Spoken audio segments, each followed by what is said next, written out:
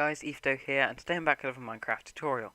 Today I'm here with Nebzo, Hi guys. and we're going to be making a very basic blaze farm. You don't really need a very complicated one, a simple one will suffice, easy to make. I've got Nebzo here, and he's actually going to tell his subscribers something quickly. Yeah, I've been having quite a lot of computer troubles recently, hence why I haven't been uploading many videos. However, it should be fixing next week or so, so upload should be coming soon. Okay, so we've got a lot of different stuff that we've got on our hotbar. I'm going to run you through it, and then we're going to start making this blaze farm. So what we've got here, we've got some cobble, some nether bricks. Either of those two you can build with. The reason we build with these is because they don't catch, well, they do catch fire, but it's the actual gas you want to worry about. Gas cannot destroy cobblestone, and they cannot destroy nether bricks.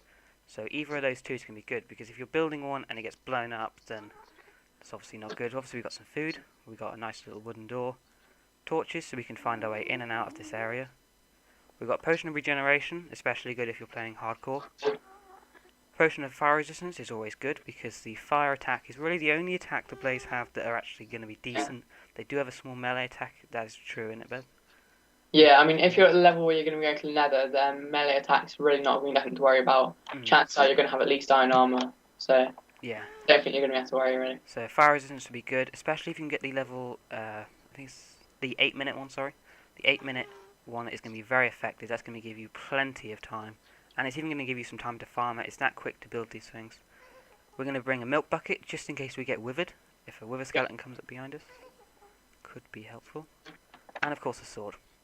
So Ben, what you're going to do is you're going to run through there and hand off the blaze for me. You could do this on your own, but Ben is going to be very helpful and do that while I'm going to start building this. So we're going to first of all do it on an indoor farm. If you go ahead, Ben, you just keep them off me. So basically what I'm going to want to do is confine this area. Now, seeing as it's an indoor one, it's going to be a lot quicker to do than an outdoor one. We will show you an outdoor one afterwards. Basically all you want to do is confine this area. I'm going to block it all in. Maybe even make the ceiling so that you cannot jump. Just make it as confined as possible. Because the blazes are still going to be spawning in here.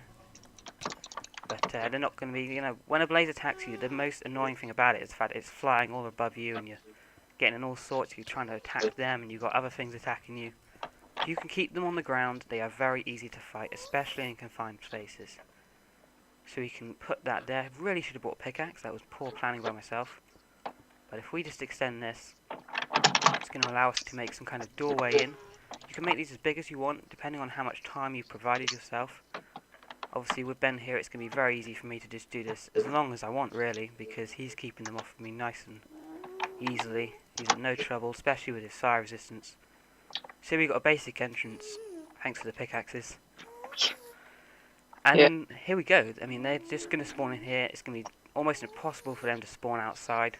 They're just going to spawn in here. It can be a bit slow sometimes, but I mean, it only took us about 10 seconds to spawn it. Here's one. And here's one already. That's an easy kill. Didn't even have a chance to attack Ben. And you can also get in quite a lot of critical hits because you can mash the spacebar without having to jump that high, and you can get a lot of critical hits on them. Very effective, very easy to build. But of course, if you don't have an indoor blaze farm, it can be a little bit more difficult. So now we're going to go to an outdoor blaze farm and show you the same thing, but a little bit harder to do.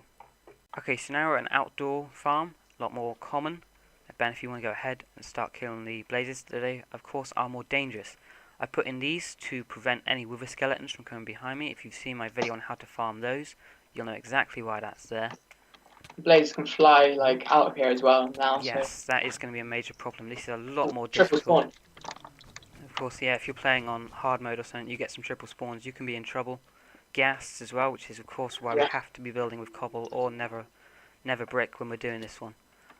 We want to do this as fast as we can, but we want it to be effective because you don't want them to spawn outside and start flying out. Couldn't seem to hit that block, and that was a bit irritating. There we go. Start closing these. Potions are a lot more sort necessary. of like Yeah, you gotta have them on for this. It's a lot more difficult than the indoor one. Still doable though. Still very much doable. Yeah. I mean, that is enclosed now. Hopefully we won't get any spawning on the outside. They are spawning literally right in front of me here. Almost hit Ben there. That would have been a bit of trouble. I prefer to use cobble. This is why I've dropped out my stack of netherrack for an extra stack of cobble. I think it's easier to use because you can see where you're putting it more easily.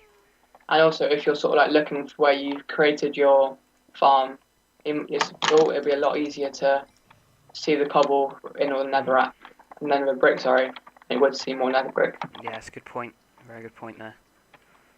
So there we go, that is pretty much built. Let's go inside, see if they're spawning in here. It normally helps if you only have one person in at a time. It normally spawn more, because obviously you're taking up less space in there. The more space is in here, the more they're going to spawn. In fact, I can take out little bits like this, take them out, make as much space as possible. I'm just going to wait for them to spawn. It seems to be a little bit of a lull at the moment. I think Ben's killed them all. There's some in there. A little bit scared to spawn. They spawning in there? Nice. See, his fire is having no effect on me. I'm just going to run in there and destroy him. Very easy farm. My XP's gone up nice and speedy. If you stay in here for a couple minutes, you can rack up a lot of XP. And see how much XP I got from that one kill then? Almost a good quarter of a level that was. A lot of XP. Lots of blaze rods. Of course, lots of brewing. Help with your end preparation. Generally pretty helpful. So thank you, Ben, for helping with this video, and of course thank you for watching. If you have found this video helpful or in any way informative, then please do take a second to hit the like button below, and thanks for watching.